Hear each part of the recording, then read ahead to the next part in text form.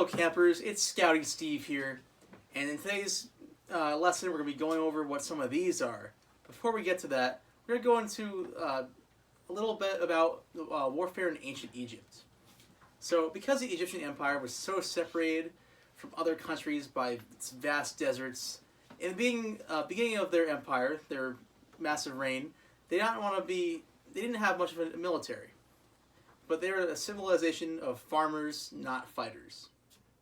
So that changed, however, after they were invaded by the Hyksos people. So after this, Egypt saw a need for additional protection. So thus, Egypt's first empire and army was born, known as the infantry. Surprisingly, the soldiers wore next to no armor and only carrying shields for protection. But they were really fierce. They learned how to build strong chariots and many other different types of weapons. But their ultimate weapon of choice, though, was the bow and arrow. When going into war, two soldiers would ride in one chariot pulled by horses. The first soldier's job was to steer the chariot, while the second soldier's job was to fight, and using the bow and arrow. They were a very formidable team. Bow and arrows were ideal because the Egyptian soldier could take long distances away from any enemy they were fighting and engaging in combat. There were also foot soldiers, in addition to the bow and arrows, the weapons they used for bow and arrow. Those foot soldiers, they use all kinds of weaponry, anywhere from spears to axes, swords, and even knives. Which brings us into today's lesson, knife safety. So, all of what we have here are different types of knives. Now, what you scouts will be using are primarily pocket knives similar to these. There's also all these other knives here which I'll go over, but most commonly you'll be using Swiss Army knives or Scout branded pocket knives like these. But yeah, there is tons of different knives that you might end up using eventually in your scouting career. So this group of four right here, these are sheath knives. Now, they are allowed in scouting, but they are very dangerous if you don't know how to use them properly. As you can see, they don't fold out. We'll look at this one first. They don't fold out like normal pocket knives would. They slide in the sheath. So you have to be very careful when using them, and also when transporting them just in general, because you can't easily fold them away, so you have to make sure at all times you have the sheath for them around with you. So there's smaller sheath knives, there's bigger ones. Generally, when you scouts will be using any sort of knife, you don't want to be using any knife that's bigger than your palm. And this one is very large, so this is not something you'd want to use normally for anything, whether it's whittling or just cutting some small piece of wood for a fire. You wouldn't want to use something that big. So with the sheath knives, there's also special sheath knives you can have. Like these two in particular, these are fishing knives. They're used for cooking fish, helping prepare the fish to eat. They're very fancy, again, very sharp, so you want to have to know what you're doing when you're using them.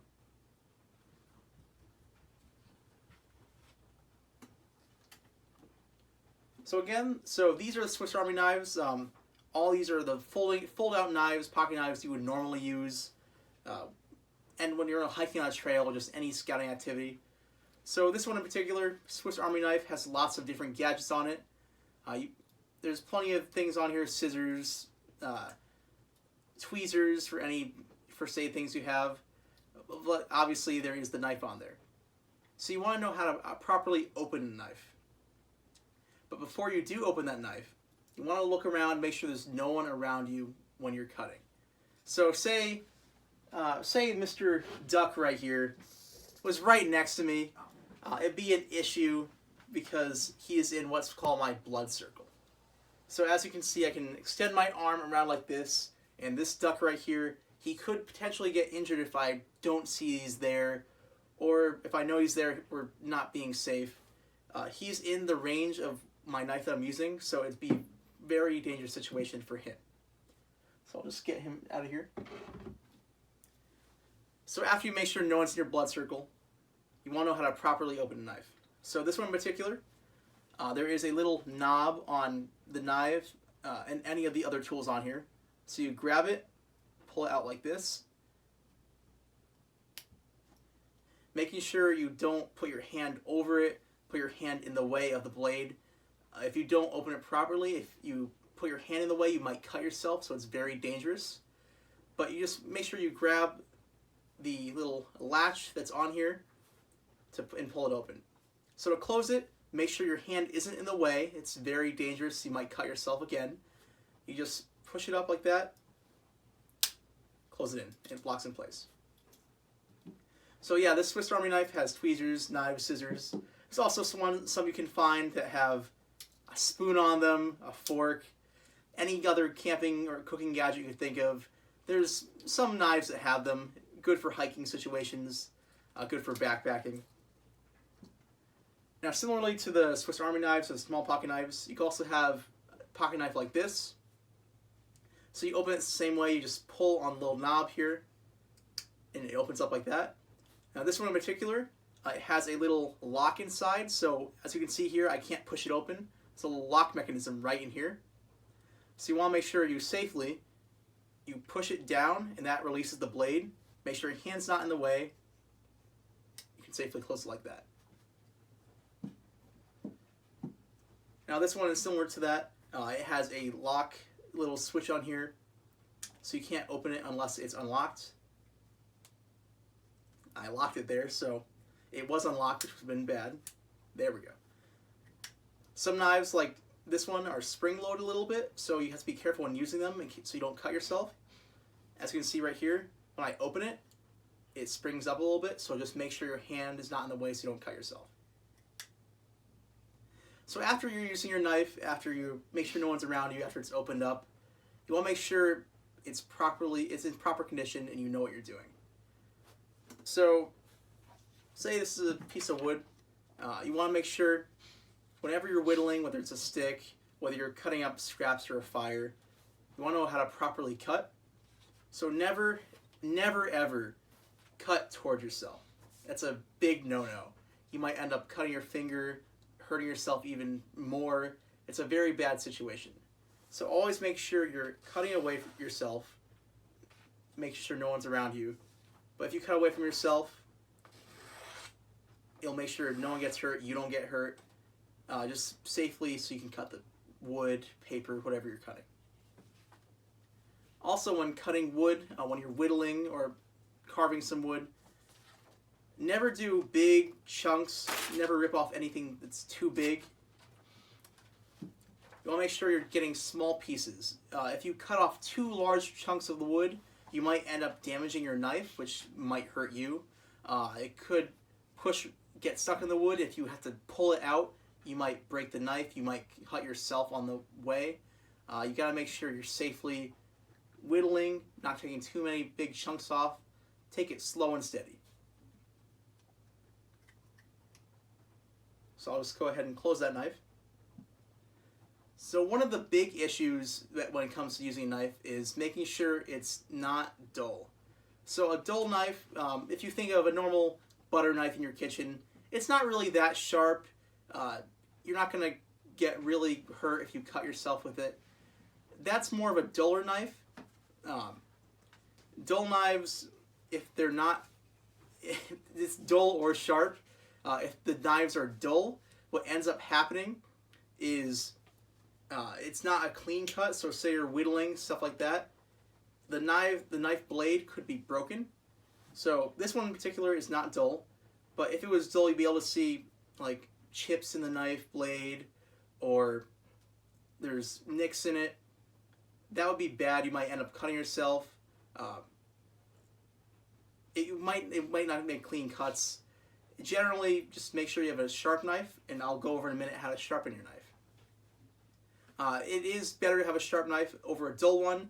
If you do end up hurting yourself, cutting yourself accidentally, you won't end up ripping your skin. You might just have a small cut on your hand or your finger, but it's not anything too dangerous. It's a clean cut.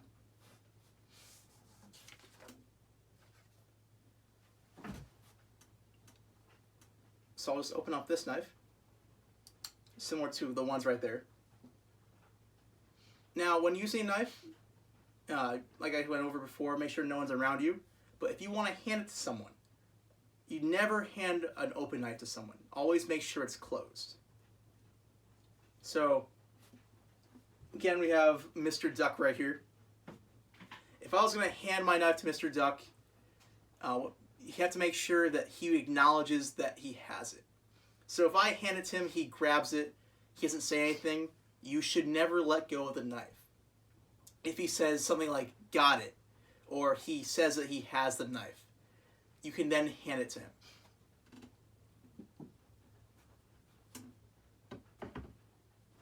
But like I said, you should never hand someone an open knife. You could end up hurting either you or them. So if it's a pocket knife, make sure you close up the blade, hand it to them, make sure they acknowledge it. If you ever in a situation where you're using a sheath knife, you always want to make sure you put the sheath knife back into its sheath, like so, properly secure it, hand it to them, and make sure they acknowledge that they have it.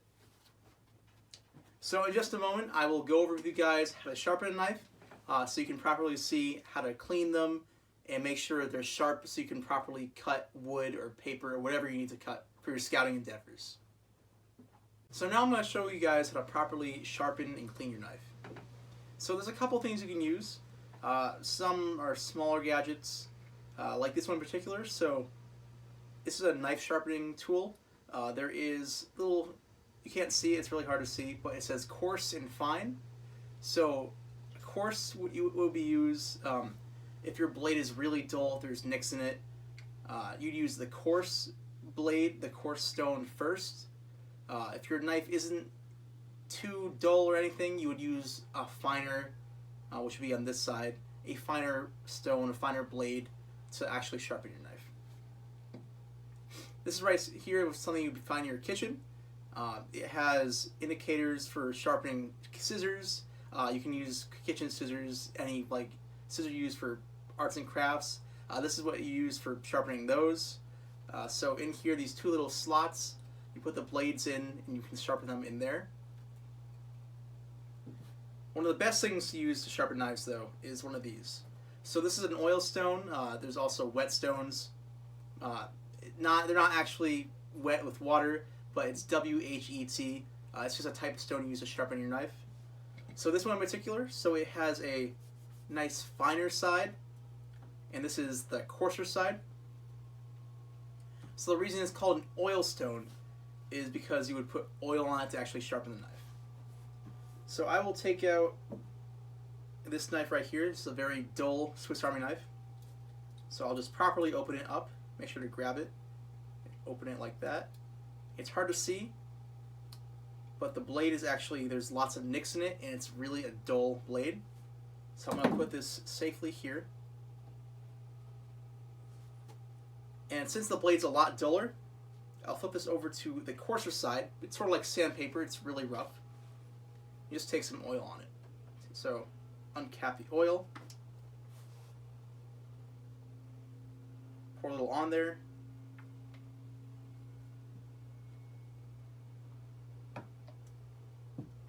And then you would take your knife. So you don't want to put your knife down like that, rub it back and forth. You don't want to do it flat. You want to make sure you're doing it in the direction you cut. So don't slide it like this. You want to make sure you slide it in the direction you cut. So the blade's on this side, so you'd slide it across like this. So hold it at an angle, not too steep like that or not too flat. And just go across, making sure you get the entire blade.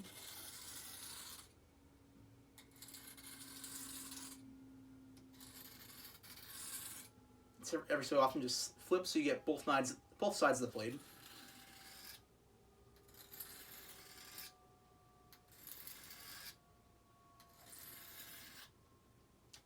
So as I'm doing this, you want to make sure you get the knife sharp, go back and forth. So I'll just let that sit for a minute. Make sure you put it down safely. When it comes to cleaning your knives, you never want to put away a wet knife. The moisture could end up damaging the knife, could damage the mechanisms inside the box where the knife goes. You want to make sure you keep your knife dry. You want to make sure you keep your knife clean. If you're using it to cut open bags of soil, so as an example. You might get dirt on the blade, so make sure you clean it off with maybe a rag. You never want to put away a dirty knife because it might end up getting sticky, might get stuck, it might actually break the knife. So as we can see here, I've sharpened a bit more. I'll just do it a couple more times. So make sure again just to go across, getting the full blade in the direction that you cut with.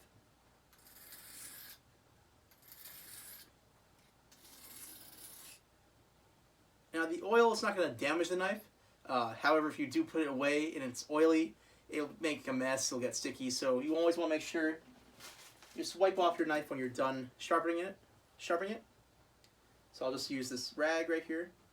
Make sure to safely wipe it off.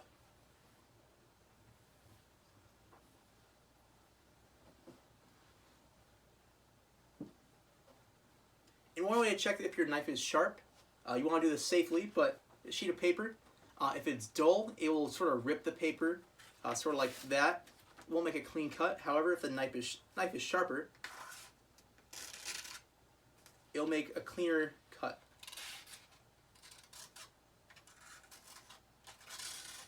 Sort of like that. It's a smaller knife, so it's harder to see that it's cutting, so I'll close the knife properly like that. This is a sharper knife I have. My other one that I own is dull, so just to give you a comparison. So I'll safely open this knife. I have my sheet of paper.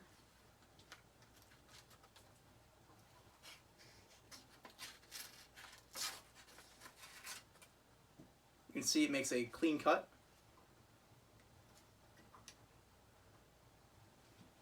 However, this knife, make sure not to drop your knife when you're using it. I open that up. You see it barely cuts the paper and it rips it.